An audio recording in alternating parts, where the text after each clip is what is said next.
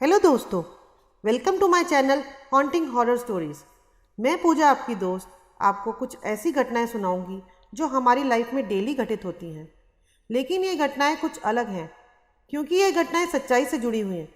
इसलिए मेरे वीडियो को एंड तक ज़रूर देखें। चैनल सब्सक्राइब और बेल आइकॉन को प्रेस करने ना भूलें ताकि आपको मेरी वीडियो की नोटिफिकेशन सबसे पहले मिलती रहे। वीडियो पसंद आए तो लाइक करें। तो चलिए शुरू करते हैं आज की कहानी।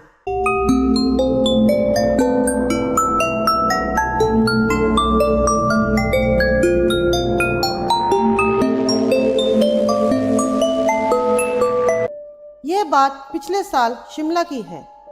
मेरी जिद करने पर राहुल शिमला चलने के लिए तैयार हुए। वह दिन भी आ गया जब शिमला जाना था। हम लोग रास्ते में रुकते रुकाते शाम 6 बजे शिमला पहुंचे। हम सब काफ़ी थक गए थे। सब बड़ी बेसब्री से इंतज़ार कर रहे थे कि जल्दी कोई होटल मिल जाए। जून का महीना था और इस समय सारे होटल ऑलमोस्ट फुल होते हैं। हम लोग ये सोचकर निकले थे कि शिमला में बहुत होटल हैं, कहीं ना कहीं तो रूम मिल ही जाएगा। 6 बजे से 8 बज गए, हमें किसी होटल में रूम नहीं मिला। सब परेशान हो रहे थे। हम बद्दी की तरफ चल पड़े। किसी ने कहा वहाँ रूम मिल जाएगा। हमें रास्ता पता नहीं था, पूछते पूछते ही जा रहे थे।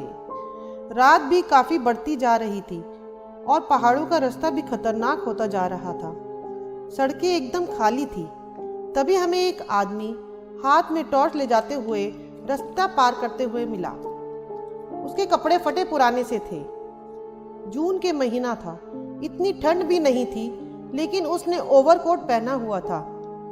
अचानक हमारी गाड़ी के आगे कोहरा आ गया। राहुल को कुछ दिखाई नहीं दिया। वो आदमी मेरे दरवाजे की खिड़की पर खड़ा मिला। मैंने अपनी विंडो नीचे की और डरते डरते उससे पूछा, भैया ये बद्दी का ही रास्ता है ना? उसने बिना कुछ बोले अपना सर हिला दिया। मैंने उससे पूछा, क्या हमें कोई रूम मिल जाएगा? वो आदमी बहुत डरावना सा लग रहा था, लेकिन हमारे पास उससे पूछने के अलावा और कोई चारा नहीं था। उसने हमें 1.5 किलोमीटर बाद मेन रोड से हटकर अंदर पतली सड़क से जाने को कहा। वहाँ एक गेस्ट हाउस है, वहाँ रूम जरूर मिल जाएगा। हम आगे 1.5 किलोमीटर चले। हमारे 1.5 किलोमीटर चलने के बाद हमें एक गेस्ट हाउस नजर आया। वहाँ आसपास काफ़ी अंधेरा था। बस उस गेस्ट हाउस में 2-4 लाइटें जल रही थी।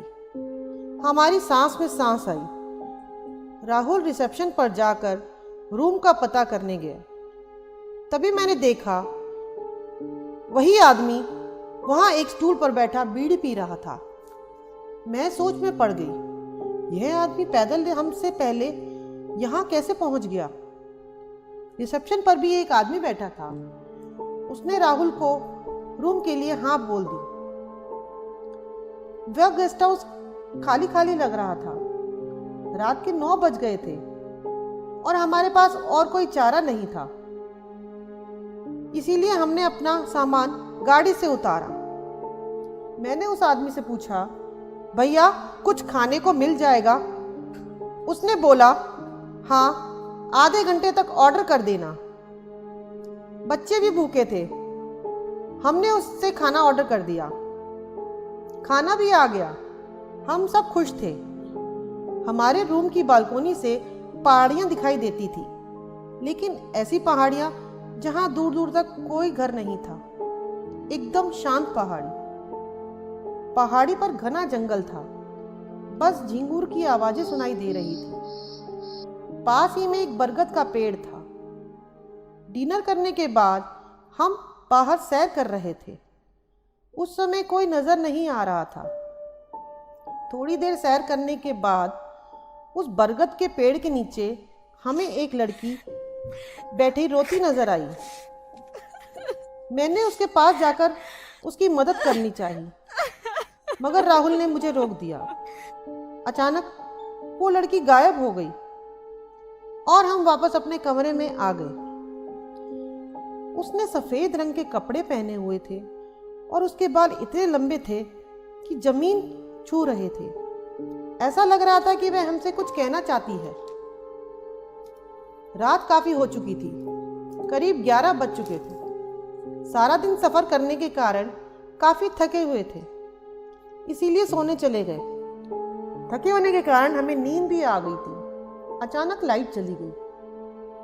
हमने सोचा अभी जनरेटर ऑन हो जाएगा, मगर काफ़ी देर तक कुछ नहीं हुआ। बच्चे सो चुके थे। मैंने राहुल को जाकर देखकर आने को बोला और मैं भी उसके पीछे पीछे चल पड़ी। राहुल ने रिसेप्शन के पास जाकर आवाज़ लगाई, कोई है, कोई है, मगर किसी की आवाज़ नहीं आई और गेस्ट हाउस का मेन दरवाज़ा भी अंदर से बंद था। हमने दरवाज़ा खोलकर बाहर जाकर देखा, कोई नहीं था। गेस्ट हाउस के बाहर एक छोटा सा कमरा था। हमने वहां जाकर दरवाज़ा खटखटाया। कोई है? अंदर से आवाज़ आई, कौन? मैंने बोला, भैया लाइट क्यों नहीं आ रही? उसने अंदर से ही बोला, अभी आ जाएगी मैडम, आप अपने रूम में चले जाओ। हम वापस रूम में आकर सोने लगे। मेरी आंख लग गई। तभी अचानक किसी की पायल की आवाज़ सुनाई दी। मैं आंख खोले लेटे लेटे सुन ही रही थी कि बाहर से किसी ने दरवाज़ा खटखटाया। मैंने दरवाज़ा खोलकर देखा, बाहर कोई नहीं था। मैं वापस सोने के लिए बिस्तर पर चली गई। सोचा मेरा वहम होगा। मैंने आंखें बंद की तो मुझे किसी के जोर जोर से बात करने की आवाज़ सुनाई दी। मैंने उठकर फिर दरवाजे पर देखा, तब भी बाहर कोई नज़र नहीं आया। तभी मेरी नज़र नीचे फर्श पर पड़ी। देखकर मेरे होश उड़ गए। जमीन पर खून से भरे पैरों के निशान, और ताज्जुब हुआ कि वो पैर के निशान उल्टे थे। बस मेरे तो होश ही उड़ गए। बाहर कुत्तों के रोने की आवाजें भी आ रही थी। मैंने जल्दी से दरवाजा बंद कर दिया। तब तक लाइट भी आ चुकी थी। पूरी रात मैं बेचैन रही। मुझे नींद नहीं आ रही थी। कुछ समझ नहीं आ रहा था ये सब क्या हो रहा है। बहुत डर भी लग रहा था। जैसे तैसे हम सुबह होने का इंतजार करने लगे। जैसे ही सुबह के 5 बजे हमने अपना सामान पैक किया और वहां से चले जाने की सोची, लेकिन रिसेप्शन पर लड़का 7 बजे तक आता है, इसीलिए हमें 7 बजे तक इंतजार करना पड़ा। हमने रूम और डिनर की पेमेंट करी और फौरन गाड़ी में सामान रखकर वहां से जैसे तैसे निकले। रास्ते में वागना घाट पहुंच कर हमने एक चाय की दुकान देखी। सुबह से हमने कुछ खाया नहीं था, तो हमने चाय नाश्ता करना चाहा। ऑर्डर करने के बाद राहुल और मैं रात की बातें एक दूसरे से कर रहे थे। तभी एक बुजुर्ग ने राहुल के कंधे पर हाथ रखा और पूछा, क्या आप लोग भी उस गेस्ट हाउस में रुके थे? राहुल ने डरते डरते कहा, हाँ। क्यों? क्या है उस गेस्ट हाउस में? उस बुजुर्ग ने बताया, आज से 6 साल पहले इसी गेस्ट हाउस रूम नंबर 201 में एक लड़की रहने आई थी। 2 दिन तक जब वो कमरे से बाहर नहीं निकली तो दरवाज़ा तोड़कर देखा गया तो वहाँ बस फर्श पर खून पड़ा हुआ था। ना तो उस रूम में लड़की थी और ना ही उसकी कोई लाश। वह कमरा 3री मंजिल पर था और खिड़की भी बंद थी, और तब से उस गेस्ट हाउस में कोई नहीं जाता। और सुना है आज भी वो लड़की गेस्ट हाउस में रोज रात को घूमती दिखाई देती है। मैं और राहुल एक दूसरे को एकटक देखते रह गए। गेस्ट हाउस में जिस रूम में हम रुके थे उस रूम का नंबर भी 201 ही था।